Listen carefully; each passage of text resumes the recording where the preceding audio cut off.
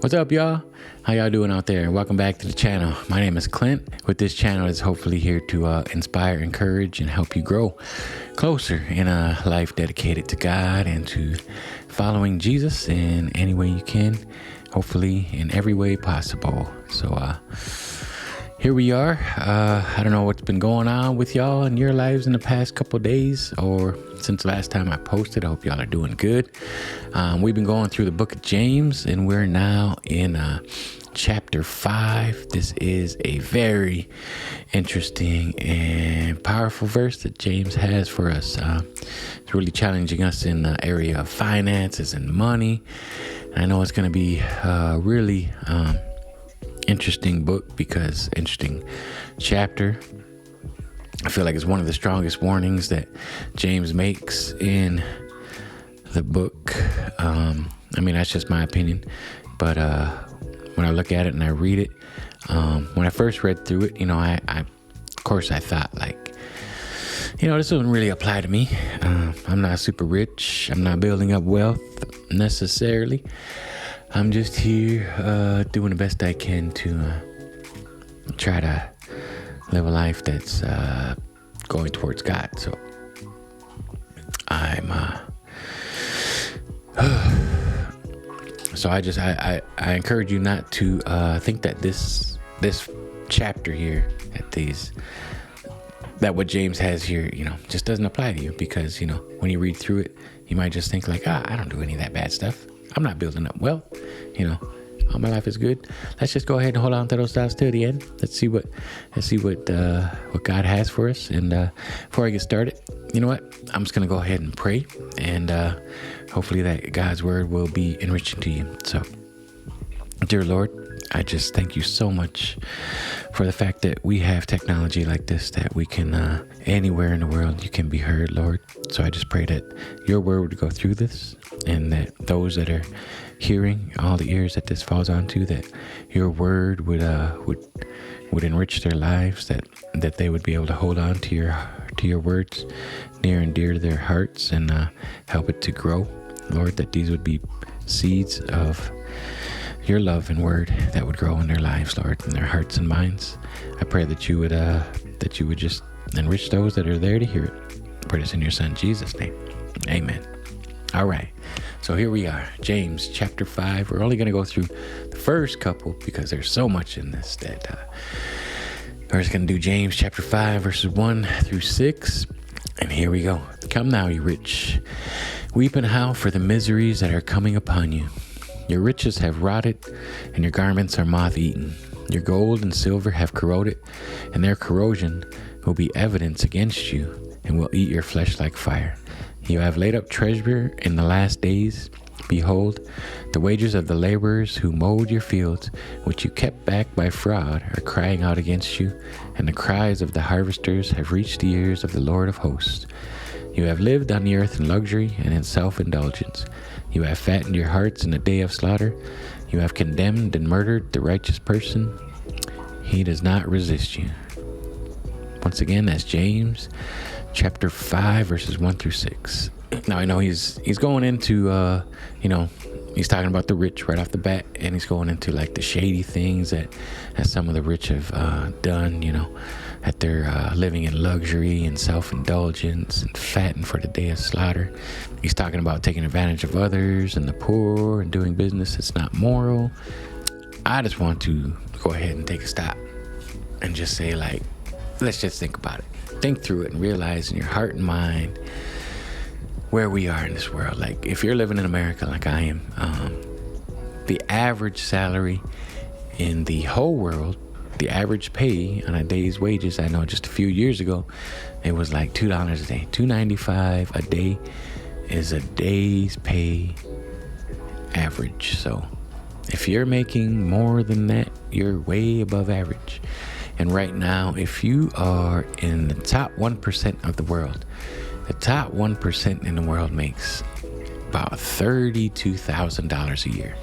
So if you're in this world right now and you're making over $32,000 a year, then you are in the top 1 percentile of earners in the world. So Consider yourself blessed. Consider yourself making some serious money. And consider yourself warned as we get into this chapter here, because I think we are sitting here pretty rich. If you're living in America and you're making over 32K, you're in that top 1 percentile of the world. Consider yourself very blessed and wealthy. So with this, I'd like you to just examine what the words actually say. Take a friend aside and see if this really applies to your life. This is a powerful message that I hope it reaches you. So let's just go ahead and get off into verse 1. Come now, you rich, reap and howl for the miseries that are coming upon you.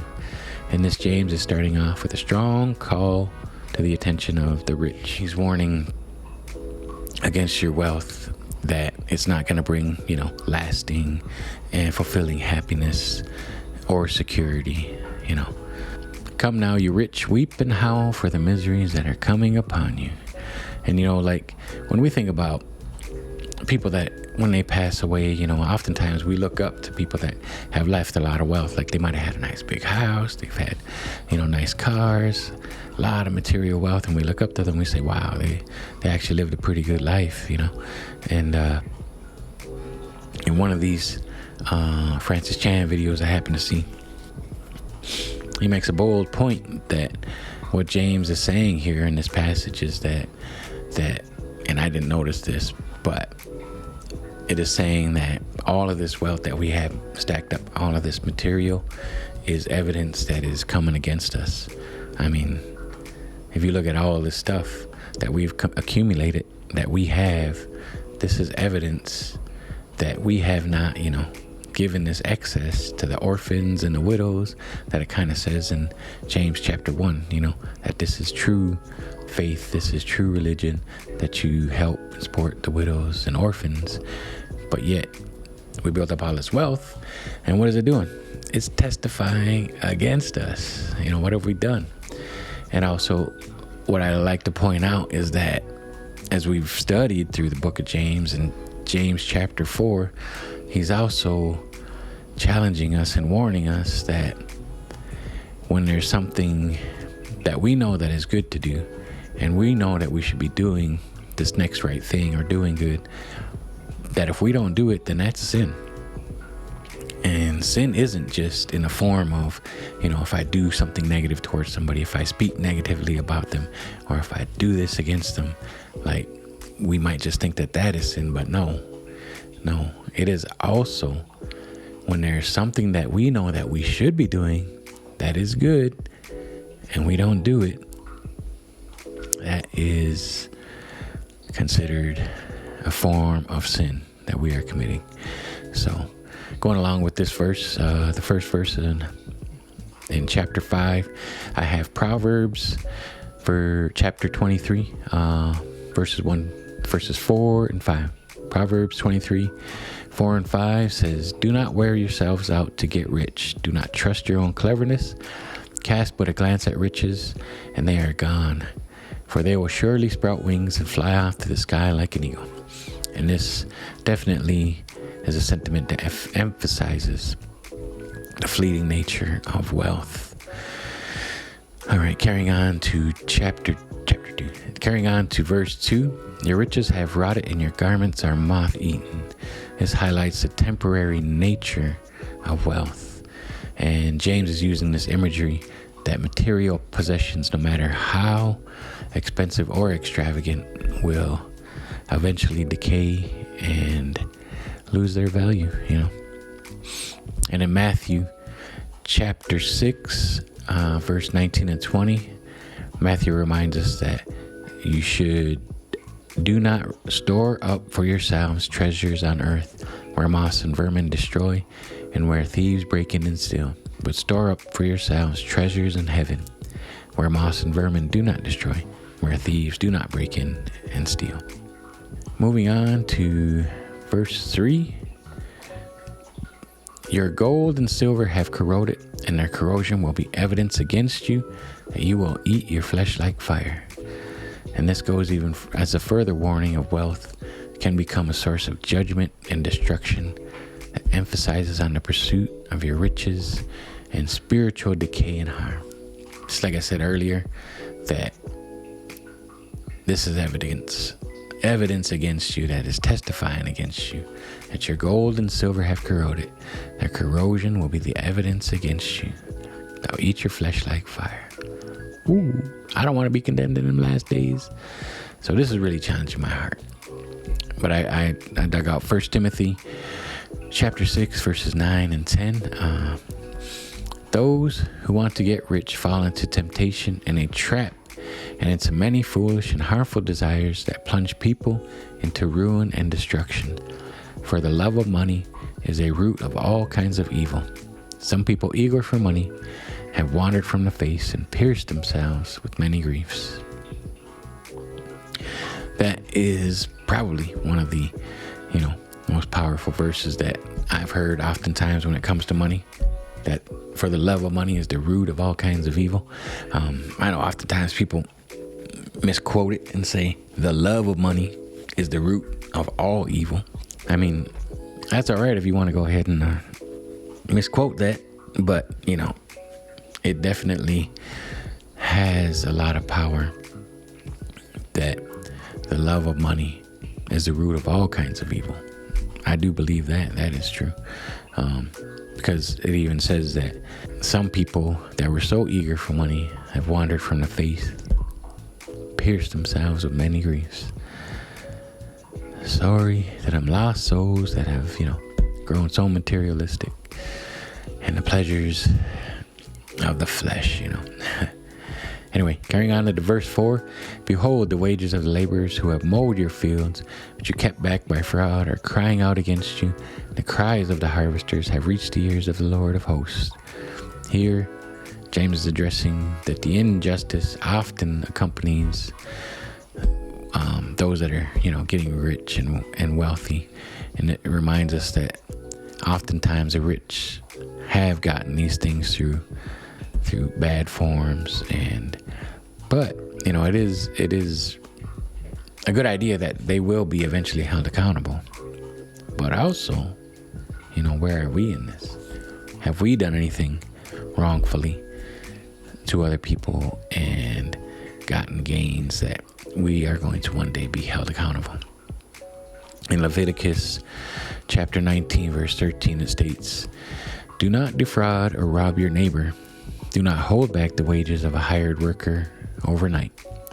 And this is echoed, it's the same command that James is highlighting, that the importance of treating workers justly and not exploiting them for personal gain. Can't say that I've ever actually employed anybody that I could have cheated, but definitely gives me a firm warning. And I would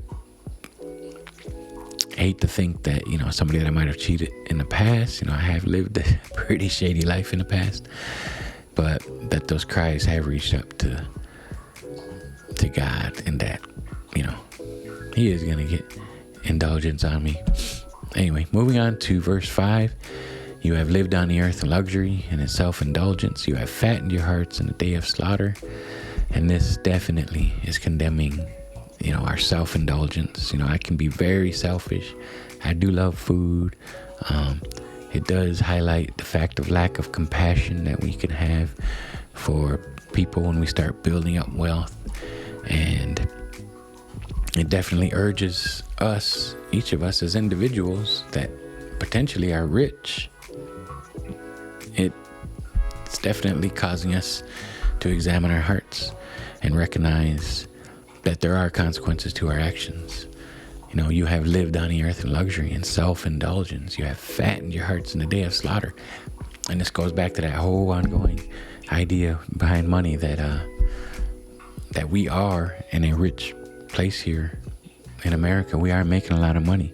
We are very selfish. I know I'm very selfish. I've gone through a lot of selfishness that I'm trying to overcome. Like I love to eat the best foods. I love to drink the best drinks. I want to have the nice places. I want to have the nice clothes. All of these things validate this level of comfort that I want for my life. And, I'm basically, like this is saying, fattening up my hearts in the day of slaughter. I'm basically building up all this wealth, just like a cow that's going to slaughter. I'm getting fatter and fatter on my own self-indulgence, on my own selfishness.